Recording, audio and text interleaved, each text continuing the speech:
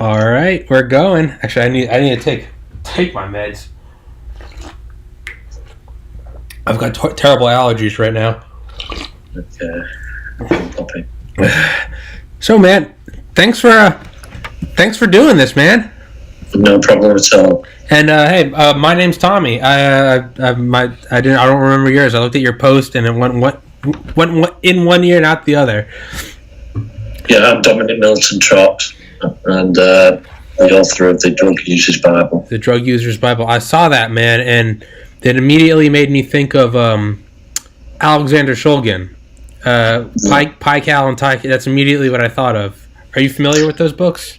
Yeah, I've obviously had both of them. Oh, yeah? And I think it was a demonstration that what I did was possible. Yeah. For anyone not familiar, he did certain types of psychedelics. He actually invented them. As a chemist. And I didn't. He did. Oh, okay. He invented a number of psychedelics, yes. And he tested them on himself. Yes. So the concept of testing and self-administering a range of different drugs was already in place. Mm-hmm. He did it. Mm-hmm. And I was aware of that, and when I actually came up with the idea of the Drug User's Bible, I knew that actually it is possible to do this without suffering any catastrophic health issues if it's done properly and carefully. Yeah, man, I like your I like your clothes. I like the whole attire. I like everything I'm seeing. It looks so cozy. It looks so cozy, man. Well, I'm in England and it's winter and it's absolutely freezing outside, literally sub-zero. It's not. It pays to actually have a couple of layers of clothing when you're out and about, which is what I've done. No, it's not as cold here, so I guess I can't complain. So let's just jump into it, man. When did you start? When did you start the book? I started self-administering and testing the drugs well before I started the book, because the original idea was a spreadsheet. Yes. It got way out of hand for that.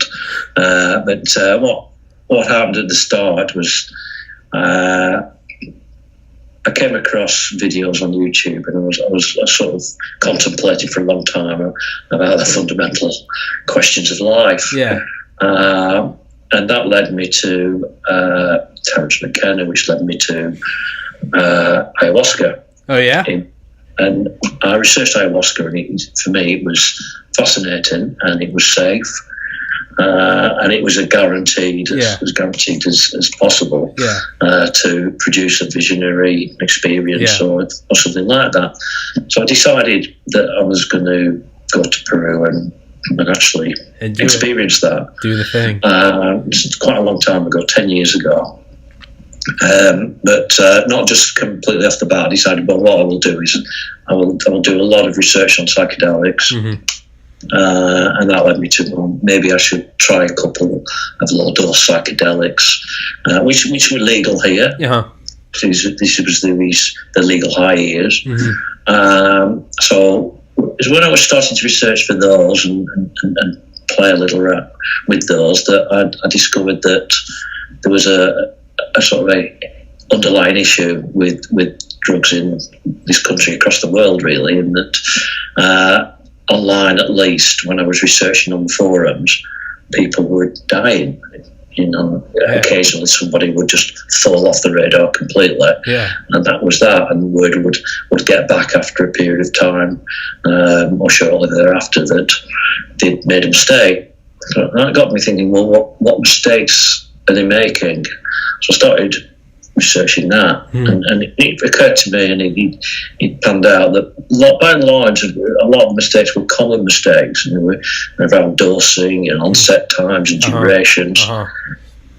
And it was really difficult to find the information for the drugs I was testing for the ayahuasca trip for them. It was really hard to actually get that accurate data. Yeah. And that's when I had the idea of a spreadsheet. I thought, well, maybe if I produced a spreadsheet of everything I was doing with these sort of guides and information and everything, I discovered that might be useful after I've done the ayahuasca experience. So I went off to Peru and I did had the ayahuasca experience, which was brilliant. Yeah. And it was when I returned that I thought, people aren't going to actually read a spreadsheet. It's going to be difficult. Yeah. And people, no one's got Excel on the phones, and yeah. I thought, well, how can I do this, and how far should I go? So the original idea was I'll do the psychedelics, but people weren't dying with psychedelics. Yeah. It was the other classes of drugs. Yeah. And that's when I decided to write the book, really, because a book is, how would I like the information? If I'm going to do this, and ideally, how would I like it presenting if I'm going to try amphetamine or cocaine or whatever it was?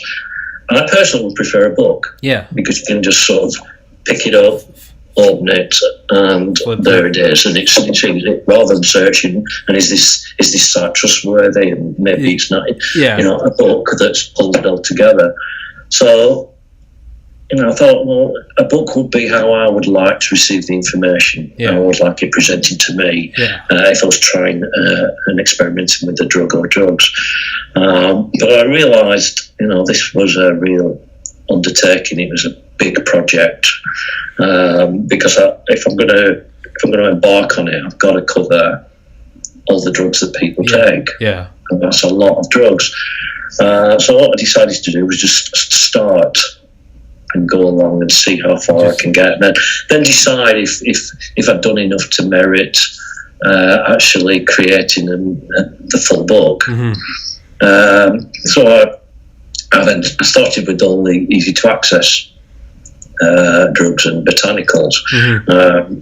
And a lot of people ask me, how did you get hold of this stuff? Well, I ordered it on the internet. Yeah. And it arrived within 48 hours. Yeah. Because, prior to May 2016, all the research chemicals and legal highs were legal here.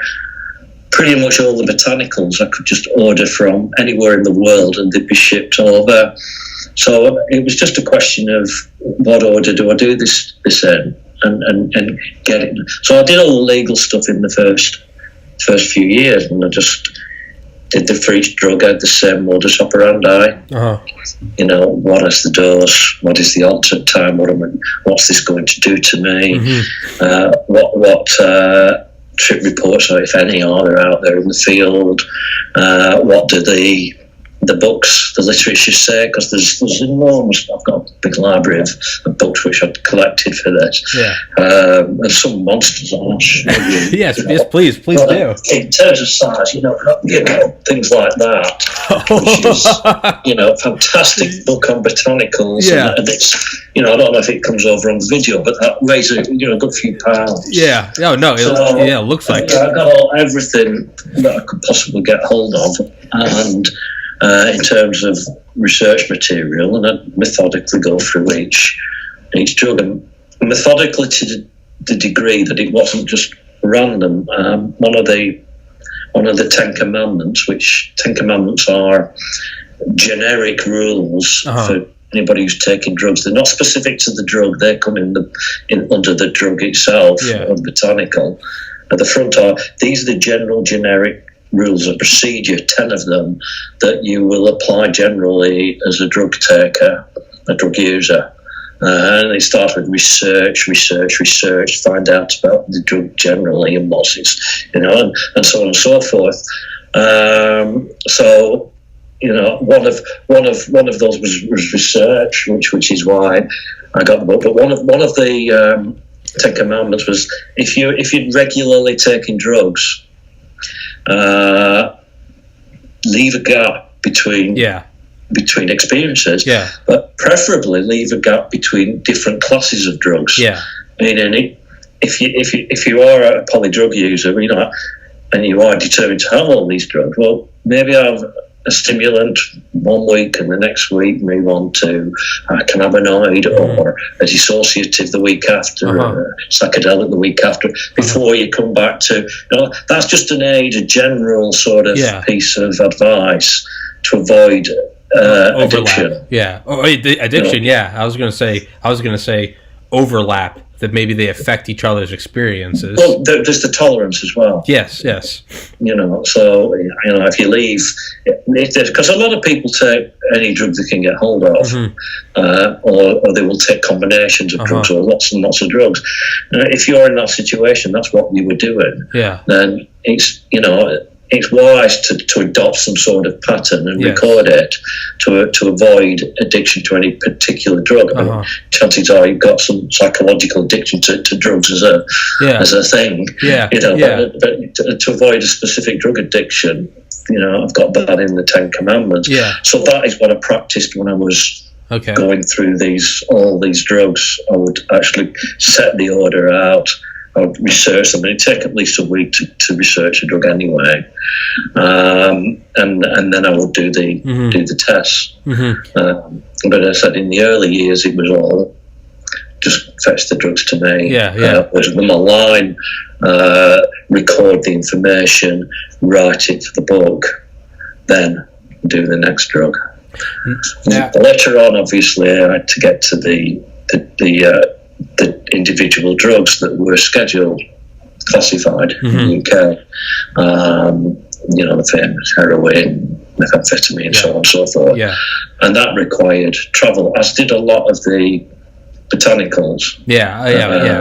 And travelled all over. But particularly for the botanicals. Because I said the last thing I really wanted was the police breaking down the door and taking me away. While you're on 5 hits of acid, you don't want the cops breaking down the door. Like, oh shit! Like, that's the last thing. Exactly. Yeah, man. So a lot of these drugs are going to create just a bit of anxiety. Let's not compound that by having sat here. It's like that Terrence McKenna quote. He's like, he's given his trademark voice. He's like, I'm a naturally paranoid guy. He's like, we could be in the middle of the Amazonian jungle at midnight smoking a doobie. I hear a twig crack. I throw it in the river, and I'm like, I don't know these guys. it's just like, yeah, dude. You definitely don't want to compound it because that's exactly right. It is. It could be.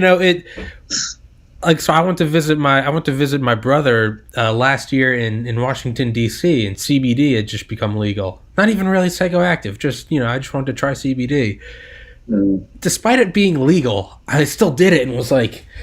I was in his apartment and I was like, shit, are we good? And he was like, dude, chill the fuck out. And I was just like, yeah, it's hard to... It's hard to get over. I've had, many years of cultural engineering. Of propaganda. If you smoke this, the Duncan Trussell says, he's like, no wonder weed causes anxiety. He's like, you see every commercial and it's like, if you take a hit of this blunt, you'll have a heroin needle hanging out of your vein by Christmas. The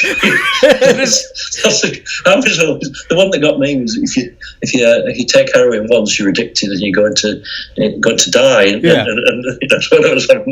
And I knew that wasn't true, but even so, when I actually tested and self-administered heroin, I was still sort of, oh my god, it's heroin. Am I done for? Yeah, it's something it's difficult to shake off when you've actually been the victim, if you like, of so much cultural propaganda over a very long period of time. It is. So in college, I graduated the University of Georgia in 2013 with a biology degree, and I was accepted to medical school in the University of Miami. I decided not to go, but all throughout college, I would meditate every day, and occasionally I would smoke weed. But I was very much, drugs are bad. Drugs are, those are bad. They're evil. They'll mess up your brain. And every once in a while when I would be meditating, I would feel a little thought in my head, and it was, hey, you're not happy doing this. Like, that just wasn't my calling in life. But I kept suppressing it. And I remember thinking... I'd hear Joe Rogan talk about psychedelics and how they will make you face a truth that you don't want to face, and I would always no, that's bad for you. It's going to mess up my brain. And then I remember reading a Terrence McKenna quote, and and said the reason why the government wants psychedelics illegal is not because they're worried that you're going to jump out of a second-story window. It's because you'll realize that everything you know is fake, or everything you believe is false, and that it's something about the societal conditions we're living in aren't natural. And so I decided right after my last exam, December 2013, I decided, I was like, I couldn't ignore it anymore. It was like there was a splinter in my side. It was like, you're not happy with medicine and you're about to go down this entire life. And I was like, what? I was like, I gotta try psychedelics. It's like, it's the only way. Like, I need to face the truth. But for what you're talking about, I was like, I don't want to do them in my apartment. So my best friend was like, let's go up to my lake house. So we went up to a lake house up in North Georgia, mountains, no one around. And we went out and we sat in this field of golden grass, and we took mushrooms that morning. And I remember we were laughing at the peak not because I'm so high, but because I remember thinking, this is what I've been told, that this was evil my whole life. And I'm sitting there and I'm watching the trees breathing, and I'm thinking about how grateful I am for my parents and my friends and my family, and how wonderful it is to be alive. And I just remember thinking, this is what I've been scared of my whole life. And that experience is what made me decide not to go to medical school. I was like, I'm not happy with this. But to stop talking about myself, the point is I remember doing this, but I think I would have done it a lot sooner had there been a drug user's Bible, because I couldn't find any. I wanted to be an anesthesiologist. I was very interested in psychopharmacology, but I couldn't find any reliable information. You could go on Arrowhead or Blue Light, but you couldn't find peer review studies. You couldn't find, with controls and double placebo gold standard tests. And I eventually did it on a whim. But I wonder how many people, something like your book, like they could look it up and be like, okay, this is what it is, Well, one of the sorry for that. I just went on a rant about myself. No, it gives me something to hook onto. Two things. I'll probably forget the first by the time I explain the second. The point that came to me is one of the intentions in writing the book was to actually, not lace it with opinion. Yeah. At least the drug tests themselves. I know there's 4 sections. There's the sort of introduction to drugs, if you like, and the generic safety procedures. Then there's chemicals, then there's the botanicals, and the final is the sort of worldview. And that's the place of drugs in society and the propaganda and drug tourism and legal information. So on and so forth. That's in the 4th section. And certainly the actual core sections of the book. I'm not going to be, a propagandist. I'm going to be honest, give factual information, explain honestly what it was like for me, after 5 minutes, after an hour, after 2 hours. That's why the original version of the Drug User's Bible was called the Honest Drug Book. The what? Because the Honest Drug Book. Oh, the Honest Drug Book. Okay. Yeah, because I wanted to emphasise that this is honest. Yeah. There's nothing. This is exactly how it was, and this is honest information. It's only after when I wanted to expand it that it got renamed to the Drug User's Bible. But going back to what you talked about there and the role of psychedelics as a catalyst, for me, I felt it didn't. I had the ayahuasca and a few other psychedelics prior to that, but it wasn't sort of epitome where I was told you must write this book. Yeah, it was more of a release. That when I got back and I contemplated and assimilated these psychedelic experiences, it was a release that you can write this book because, as you say, all this is nonsense. It's cultural engineering. It's social management. It's not the actual truth. It's not reality. It's not reality, and that's, it was the psychedelics that temporarily put me in a space where, and this isn't rocket science. Everyone who's on psychedelic knows this. It takes you to a space where you can reflect on this reality is perceived from a different perspective. Yeah. And once you've been outside this perspective, this perception, this bubble, you never see it in the same way again. You can't, and it doesn't dominate you to the same degree that it did. Yeah, when I say that psychedelics released me to write a book on all this, and this particular book, that's what I mean. That I was no longer constrained by the parameters of the social construct. Yes, you can, and that was because I'd had the psychedelic experiences. So that's the place of ayahuasca and 1P-LSD that I had prior to that. In terms of the creation of the book, it wasn't a sort of message from another dimension or an alternative reality. It was. I've had these experiences. I've been able to take a perspective outside the construct, and having done that, I was no longer bound by the rules of that construct. I didn't feel bound by the rules of that construct. So I thought, I can write this. And why would I not write it just because? Because they, society say, this is a taboo subject, and this is wrong, and something. Well, it's not. It's not. This has to be done because people the world are dying because of their stupidity. It's the world's going. We're going off the rails. It seems like we're heading straight towards it's a cliff, and I mean, Terrence said it so well. He said culture is like a locomotive, and it's. I mean, obviously, I can't speak like Terrence. I mean, no one can. But he's like, culture is this, this speeding locomotive barreling down the tracks, and no one's even looking at where it's going.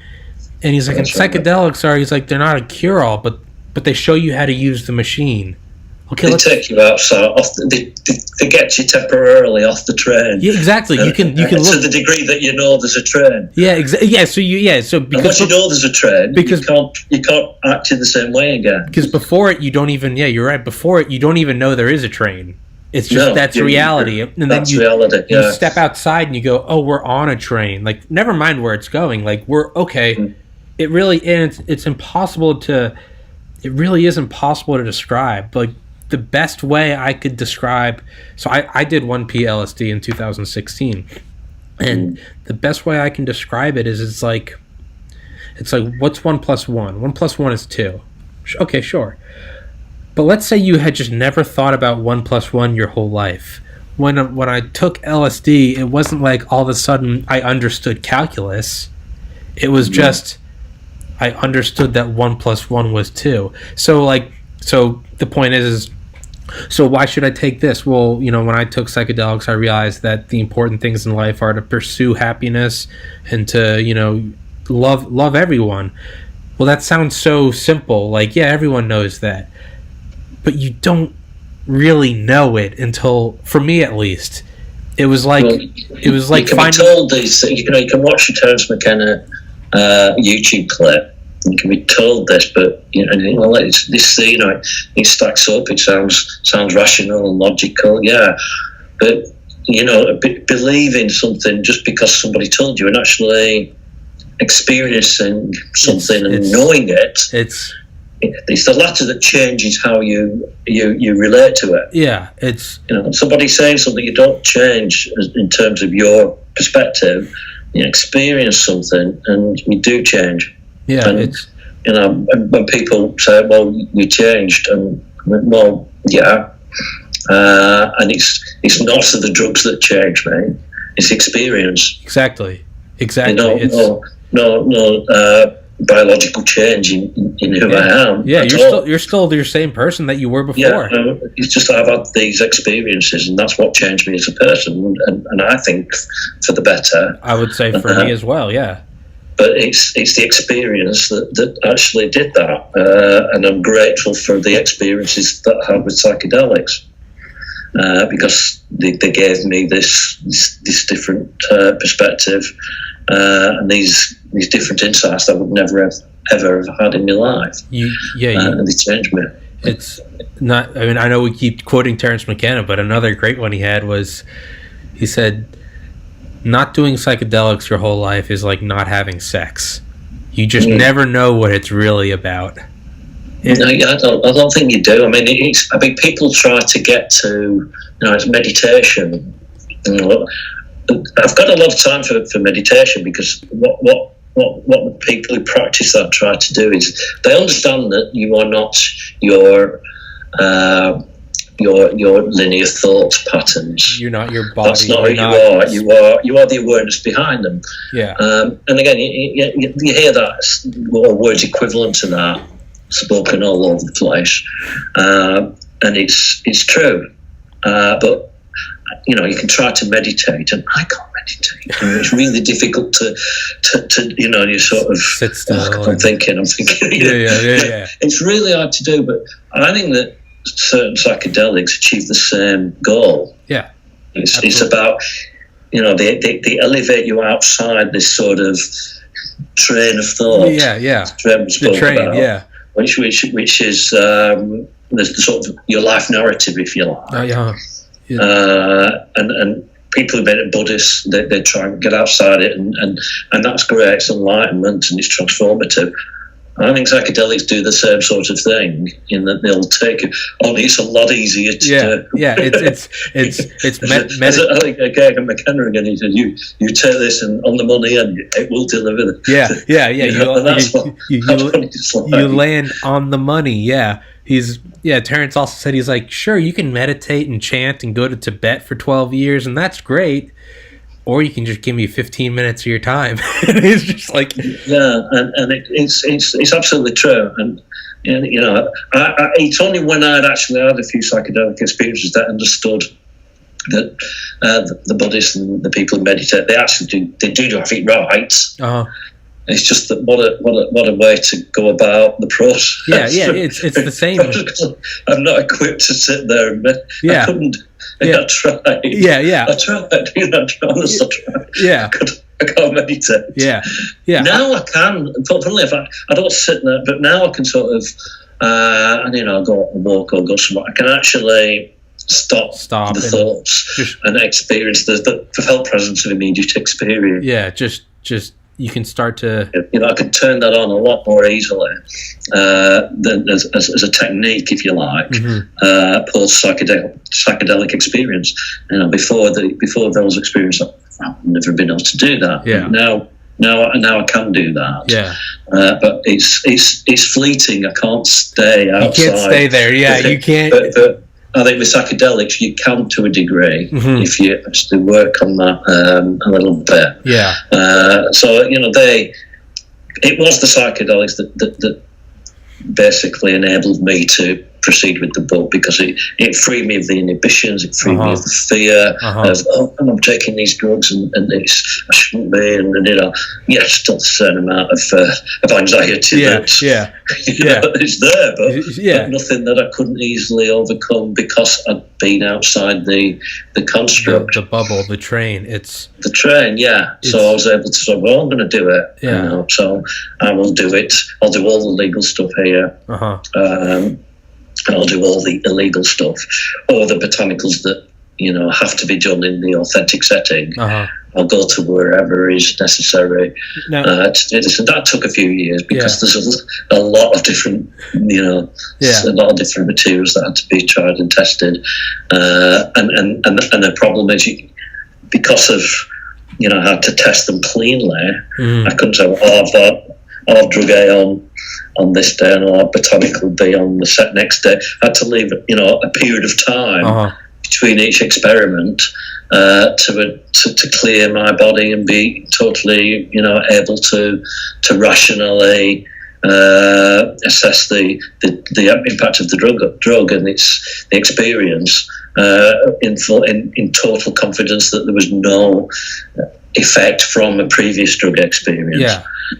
So I could go and travel and try something, and then I'd have to come back because I can't stay away. You can't go stay. Yeah, so I have to come back and then go out again to have this next one. Yeah. So it took forever traveling and going to and fro to different places, and that's why it took 10 years to write the book.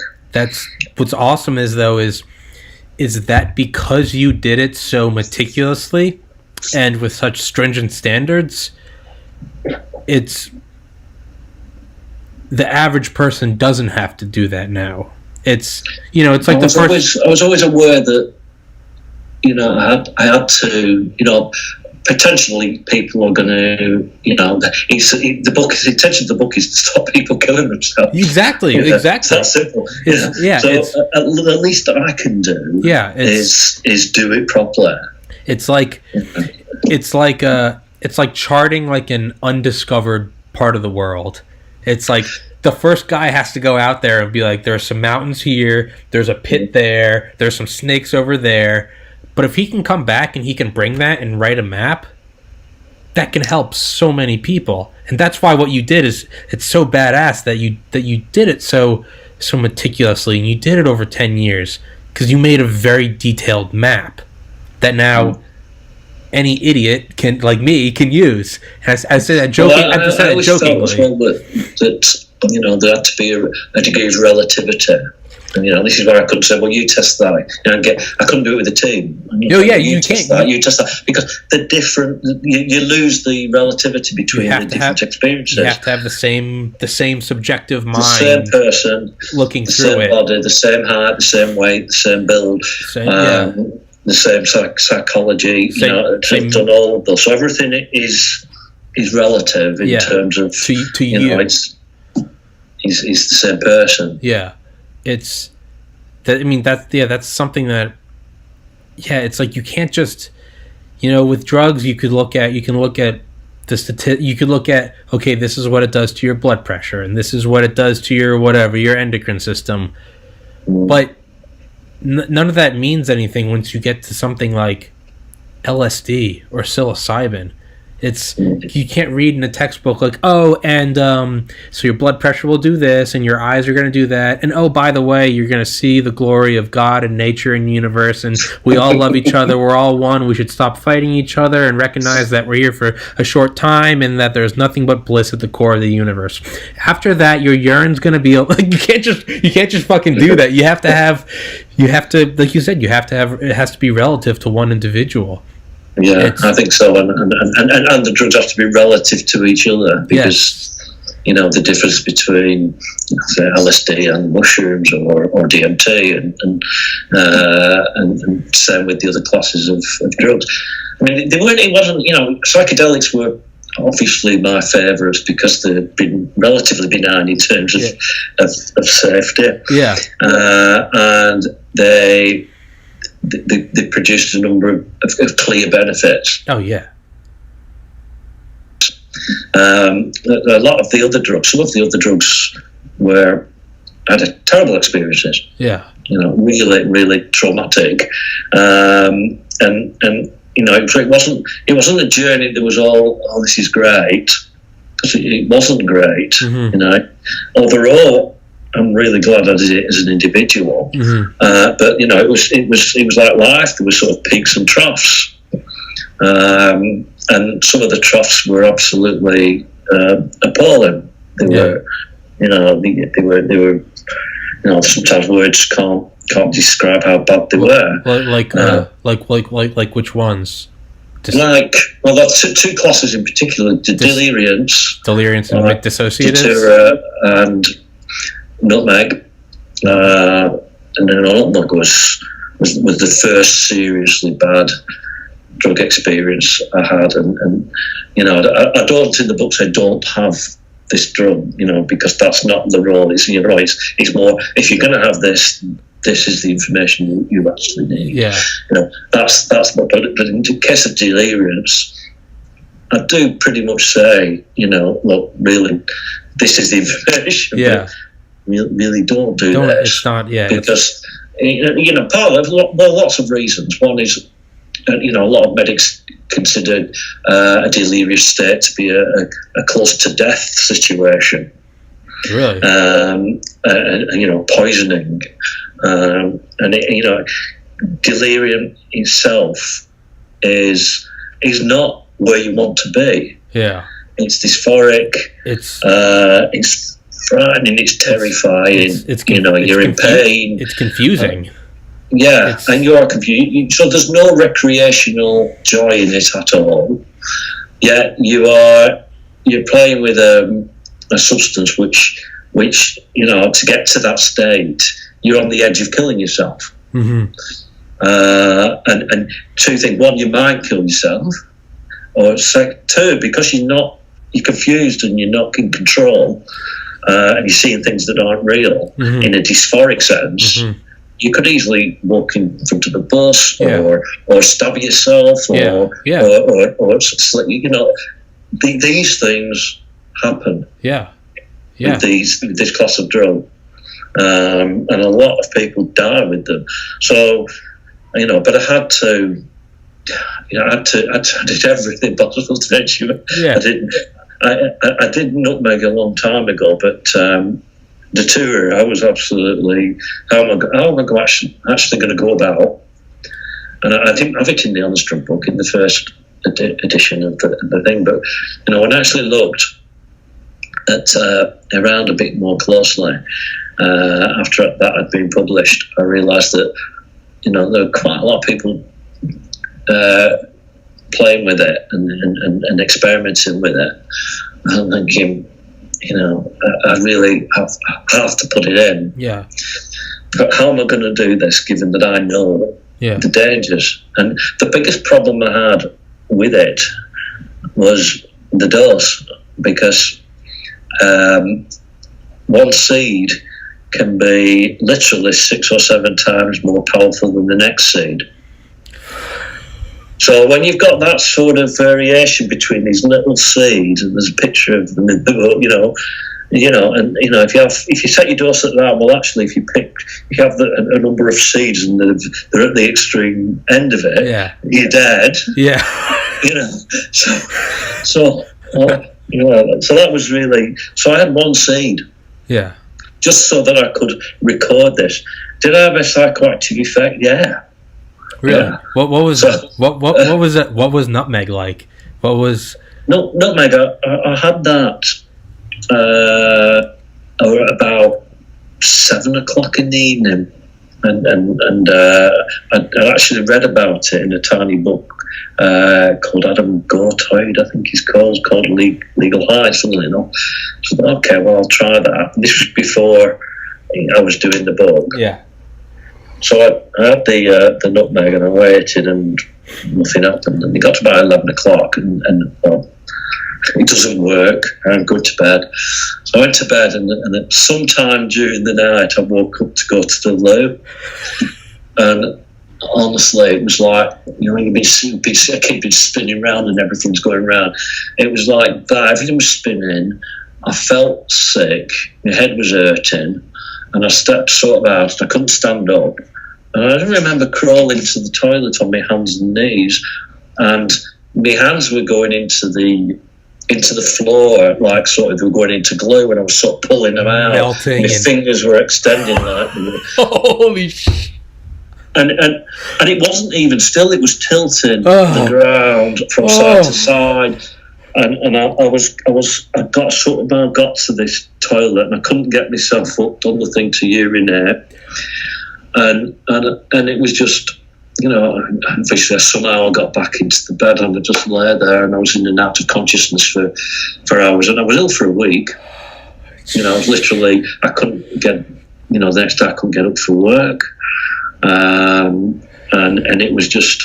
It was just it was delirium. That sounds. And that's when I came back years later to do the book, and I thought, what an idiot!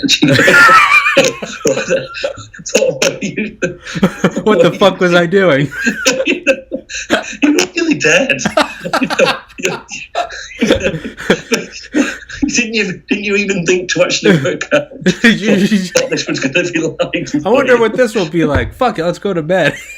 I was thinking this doesn't work. So that was nutmeg, and that's why I thought, okay, well, obviously that goes in the book, but I don't have to redo nutmeg. Yeah. But that's what I was frightened of with the datura, because I knew it was just the same sort of thing. Yeah.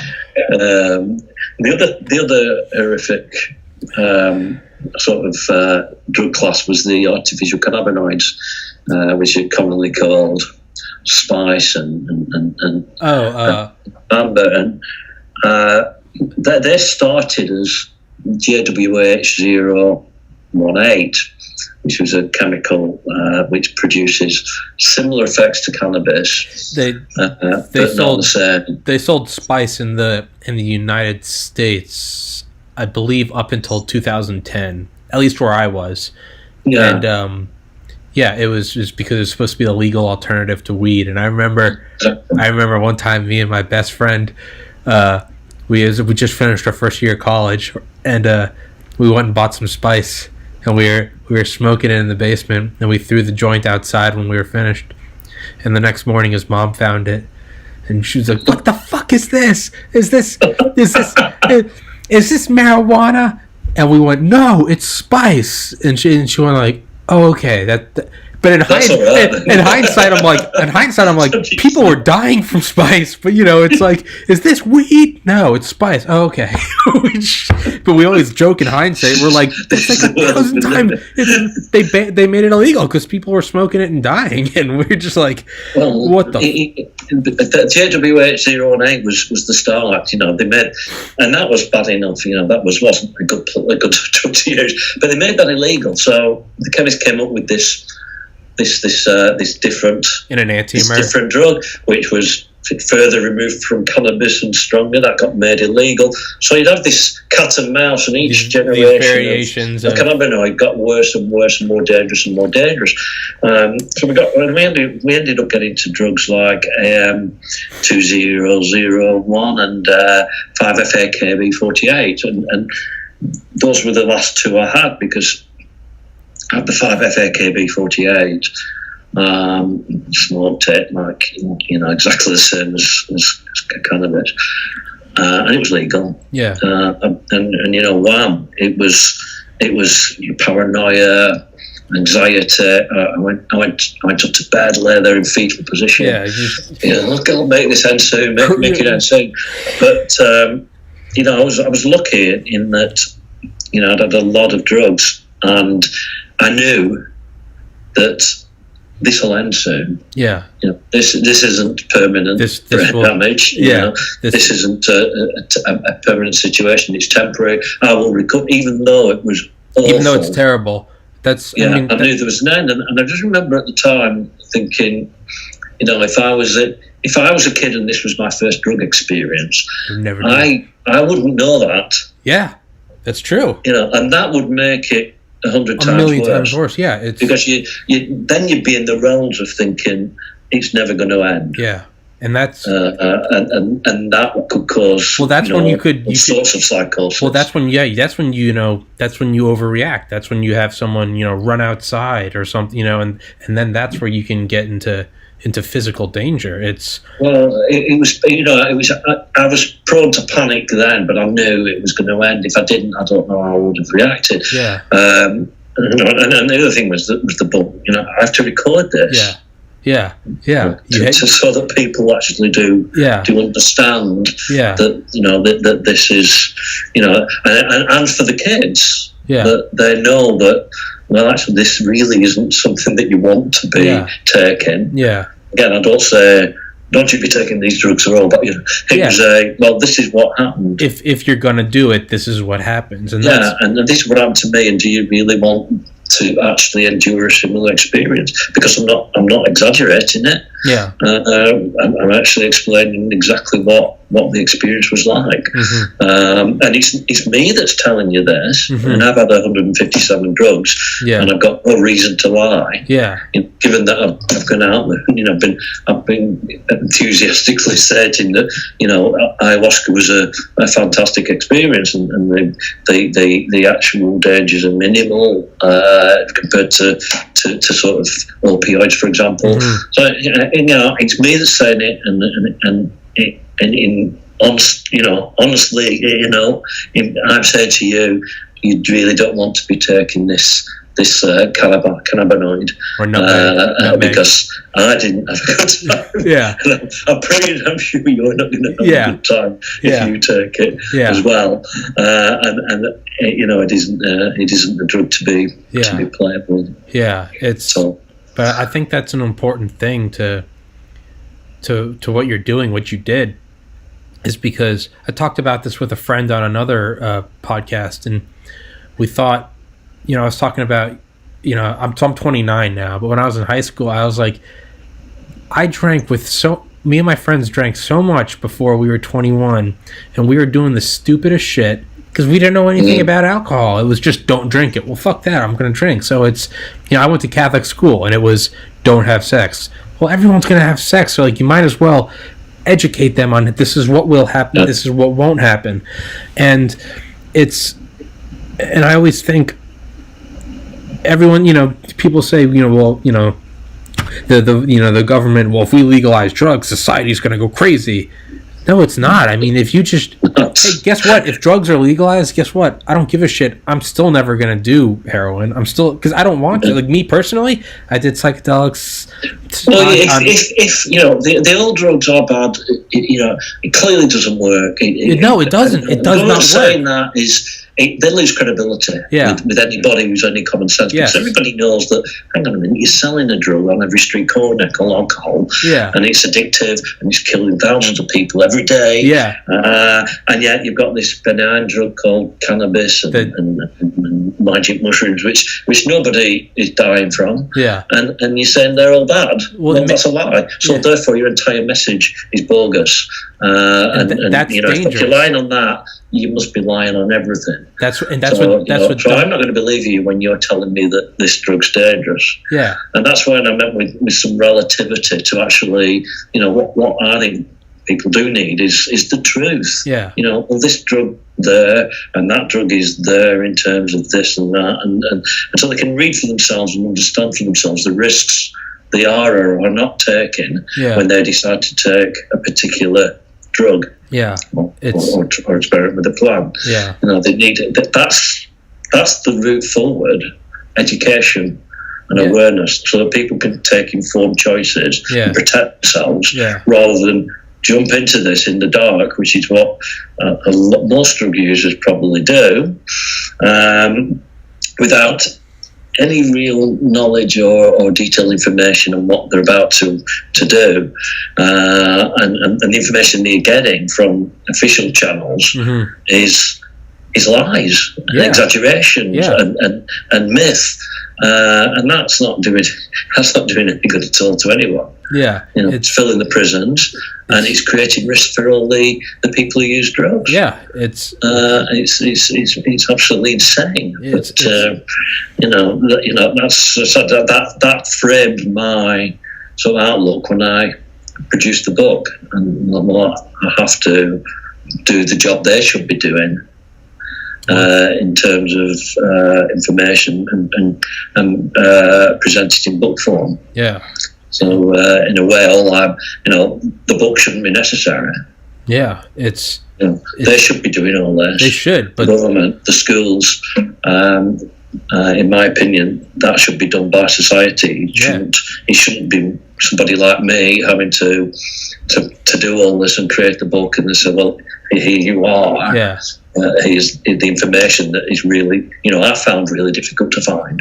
But what's awesome is... And I know that, I'm old enough to know what I'm doing, and I can worked on the internet for 20 years, and I found this difficult, and that, so here it is. I shouldn't be doing that. This book shouldn't be necessary at all. It should, the society should be doing it, but society isn't doing it. So, hopefully the book fills a void temporarily until society gets its act together and actually takes drug education seriously and reforms drug policy.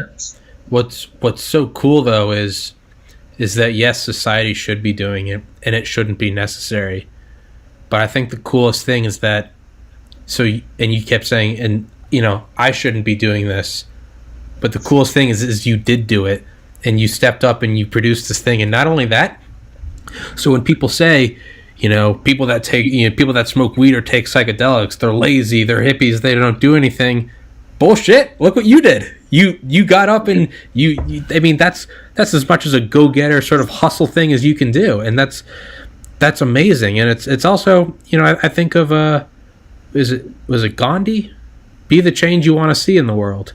Yeah. That's what's awesome though, is you did that. Like it, I just felt, I never felt lazy. I mean, I never felt, even though I'd sort of seen society in a different way after the psychedelics, it didn't really change my, powers of motivation. Yeah. Oh yeah. It's it's all myth. Well, that's what I'm getting at is the myth is if you do this, you're going to be lazy. And I'm thinking you did this and you wrote a book. So the very act of creating the book, I think, dispels a lot of myth, which is what I think is so cool. Well, I mean, for the honest drug book, I kept completely off the radar because I'm not a media guy. Yeah. And it was never, it's not me, it's the book. Yeah, it's the book that really is so. But in the end, when I got asked by. I did something with Vice, and I got asked by Freethink to do that video, which you probably saw. I thought, oh God, I'm going to be filmed. Do I really want that? And the answer is no. But on the other side of the coin, I thought, well, people are going to have a picture of the author of that book.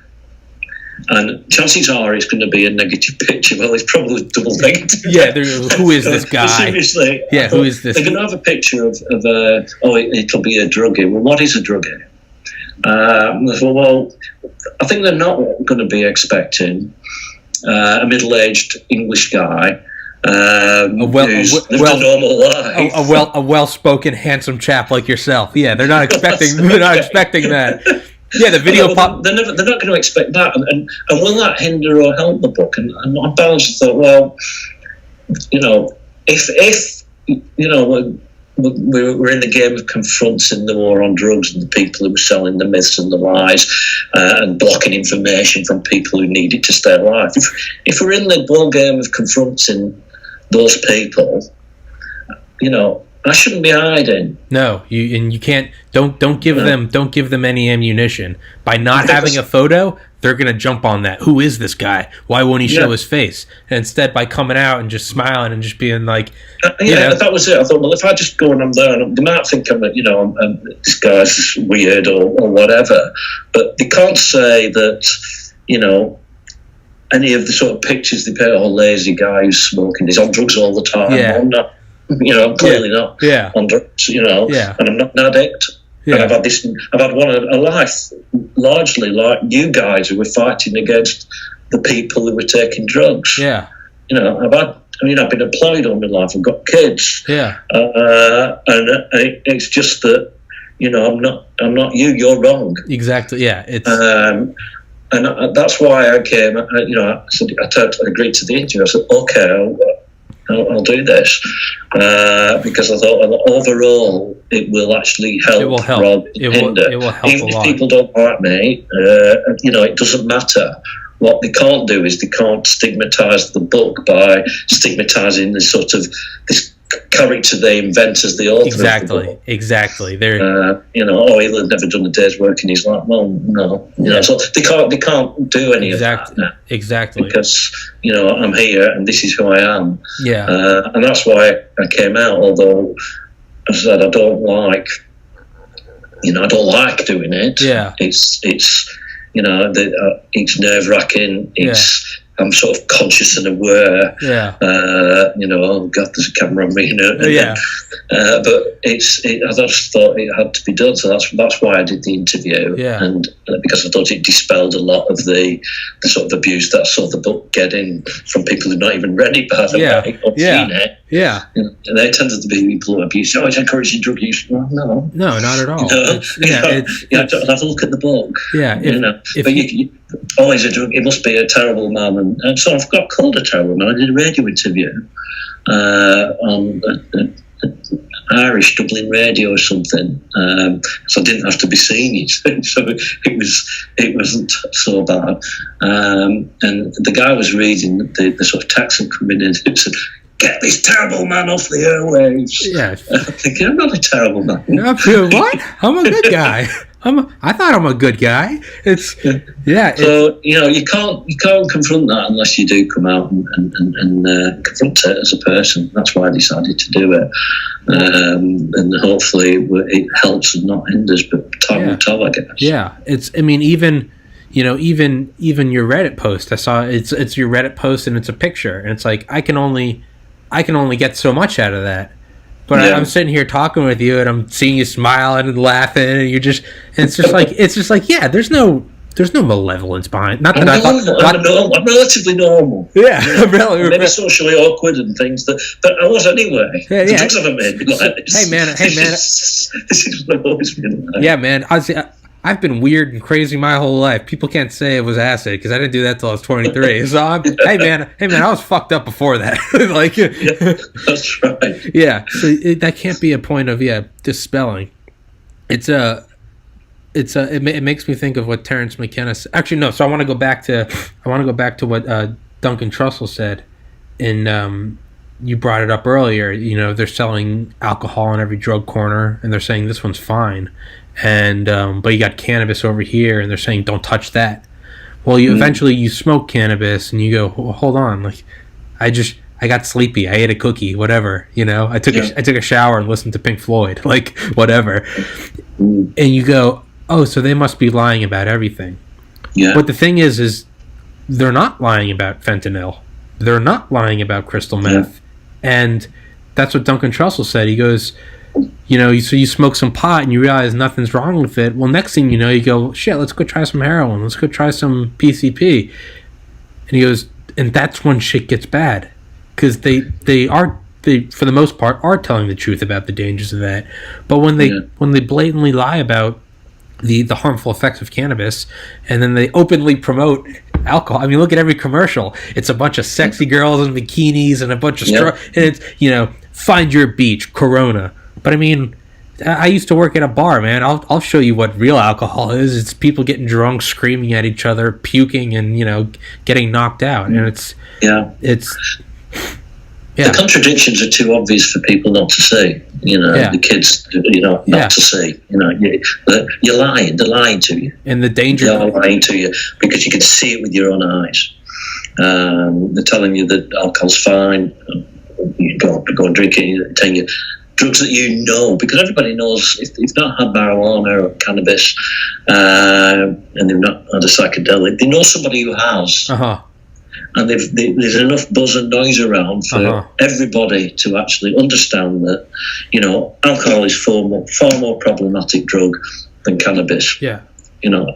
How can you possibly argue it's not? Well, if you're rational and sane, you can't possibly argue that. So if you say that, alcohol's fine and cannabis isn't, that's a lie. Yeah. And if you're gonna lie once, why should we believe anything you have to say? Exactly. And that's putting it quite bluntly, but that's the bottom line. Yeah. If you start lying to the public and your lies are found out, which they very quickly are, you've not got any credibility when you're telling the truth.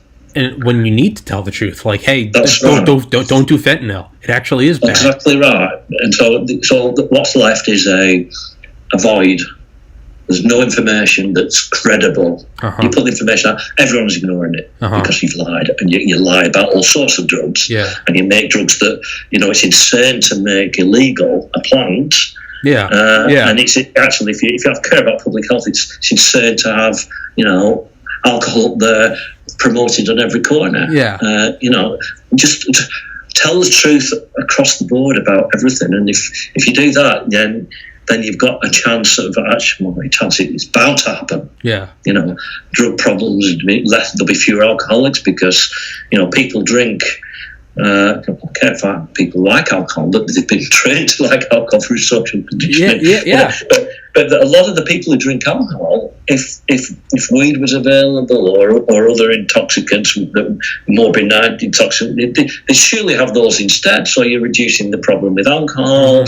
You're improving public health across the board, and all they have to do is tell the truth. And stop locking people up for basically using a less toxic drug than alcohol. That's just insane. But the message is completely void and worthless in the eyes of people who've seen these contradictions, and therefore they have no information. And that's the problem. And that's as I said earlier, that the book shouldn't need to exist, but that's why it exists. It exists because they've created this void and this zero credibility situation that somebody had to come along and say, well, don't believe them, fine, but believe this. Don't believe me. Read it, and then go and research it outside the book itself to see for yourself. See that I'm not lying. This is what I'm not making it up. Why would I? And if I've quoted, you've seen the book. I've quoted, doses. I've actually specified not just what I have, but the generic doses where I've actually got that information from.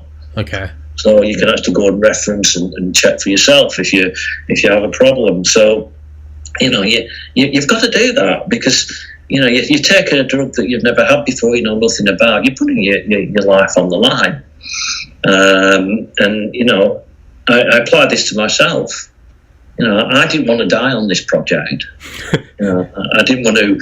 I'll do this grand project on drug safety. I might die. Well, I didn't want to. So believe me, before I actually tested each drug, I did the work. I found the information. I worked out, what are the appropriate normal doses that people have, and what's appropriate for me, and what's it likely to do to me, and everything that I could actually get hold of, I did it. And I think the benefit of the book is you don't have to do that now. You can use this as a start point to get extra stuff, rather than think, I've got a blank sheet. Fuck it. I've got this drug. What am I going to do? I don't know anything about it. Well, at least you know something now. In the book. I shouldn't have to do this, but I have. It's there. But I shouldn't have had to do it. But unfortunately, we're in a situation where they're not doing it, and they're not going to do it anytime soon. It's in the actually. Do you care if I run to the bathroom real quick? Hey, tell everyone. I'll be back in 30 seconds. Tell everyone exactly who you are, where they can find the book, the name of the book. I'll be right back. I'm Dominic Milton Trott. I wrote a book called The Drug User's Bible. That's what it looks like. It looks a bit like a Bible, I guess. I just wanted to make it plain and obvious what it was. And I self-administered 157 psychoactive drugs to record the essential safety data and the subjective experience from a safety perspective. It took 10 years to write this. And a long time, a lot of travelling to actually undertake the experiences. The first section is sort of a general introduction to drug terminology and how to interpret the book, how to test drugs for identification, purity, and the 10 general commandments of drug safety. Second section is all the chemicals, methamphetamine, heroin, cocaine, you name it. Third section is all the botanicals. You're probably aware of cannabis, and I've mentioned ayahuasca, but you've got lots of different drugs that are taken throughout the world in plant form, seed form, and root form. They're the ones I did a lot of travelling for. And the final section is drugs in the world generally, and drug welfare, how to approach if you're going to have a drug test, a mandatory drug test at work, culture, the law, the relative harms of all the different drugs, and so on and so forth. And you can get it on Amazon. Just search on Drug Users Bible or Dominic Millentrop, which is my name. Hell yeah! I'm gonna put your link in the YouTube video when I put it up. I can keep, so I if you can't tell, I never shut up. I keep talking. I can keep going. I don't want to. Can you keep talking? Yeah, let's do another 5 or 10 minutes. Okay, beautiful. Yeah, whatever you want. Yeah, no, yeah. So yeah, no. The problem is I can talk for like 10 hours straight, and every once in a while I'll find myself talking, and I'll see the guest just kind of like nodding, and I'm like, oh fuck, this guy probably needs to go. And so, yeah, no, please, yeah, we can do 5-10 minutes. So, one thing I wanted to bring up was, so obviously the reason why alcohol is legal and you can buy it on every corner is because, well, that's just the one that everyone's making money off of. And, okay, sure, yeah, I get it.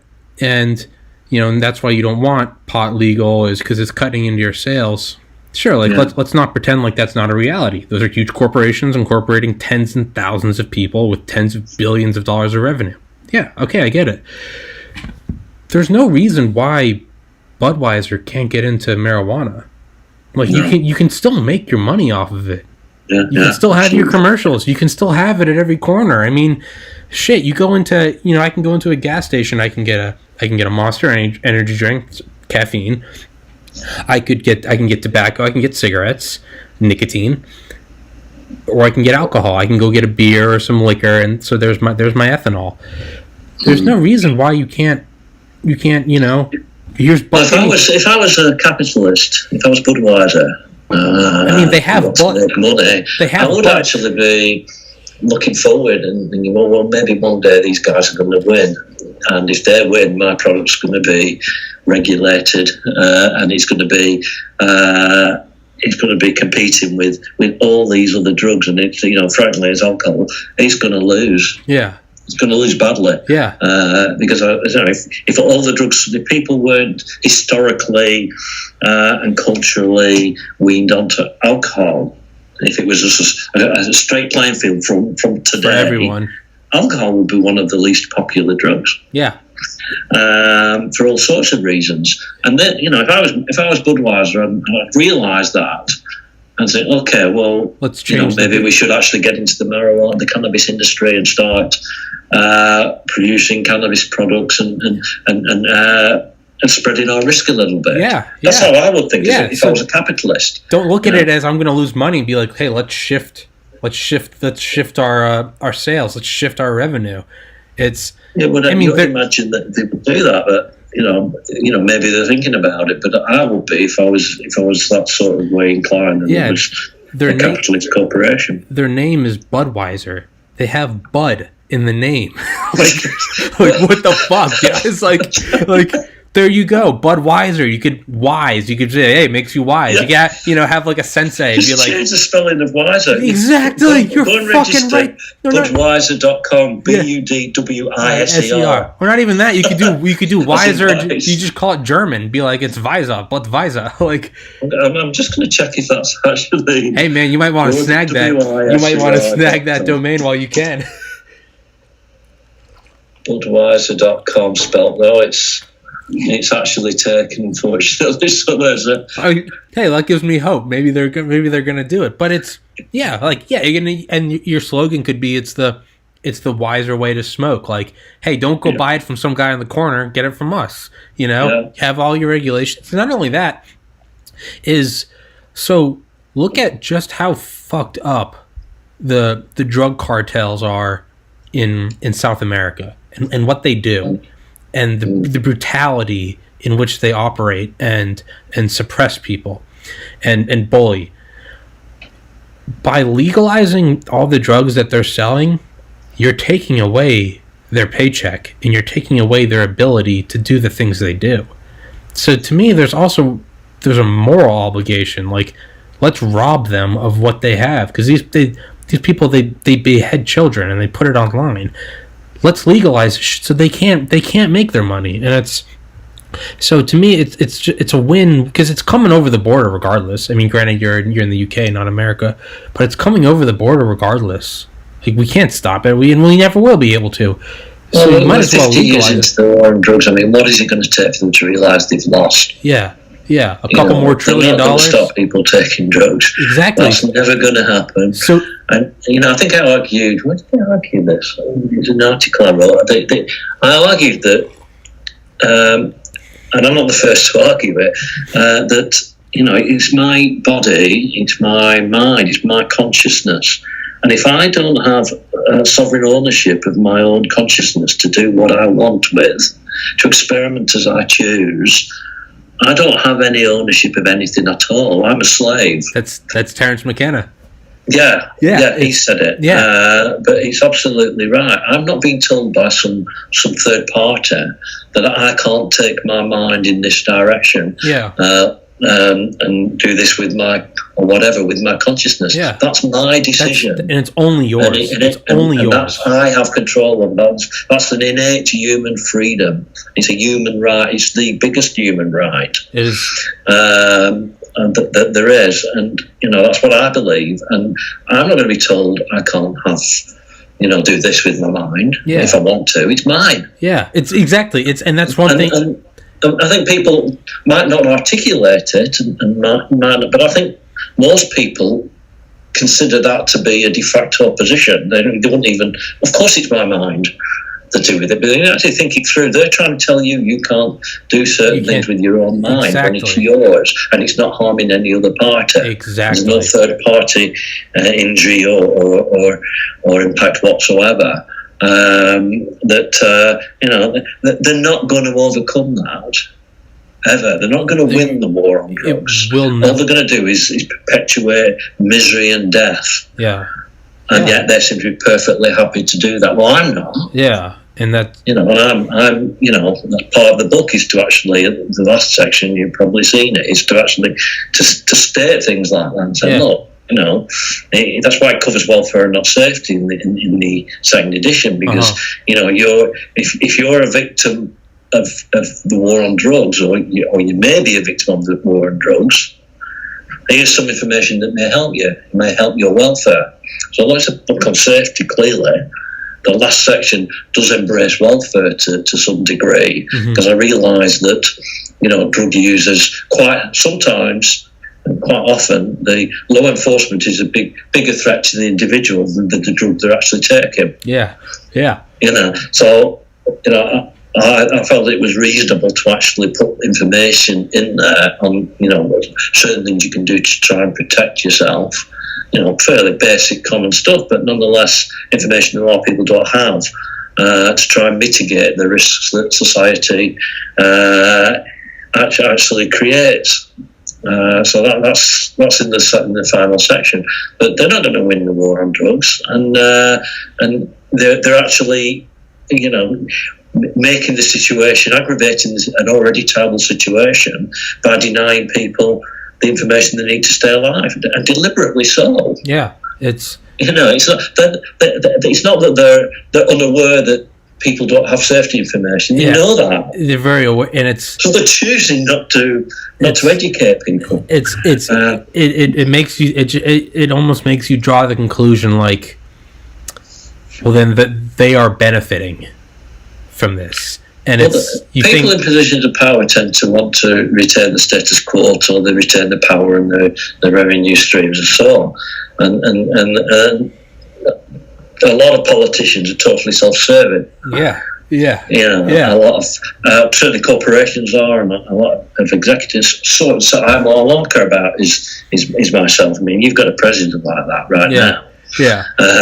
So you've got people who hold the power, who control everything, have that outlook, and frankly, they do not care about anybody other than themselves and the people around them. That is the limit of their empathy.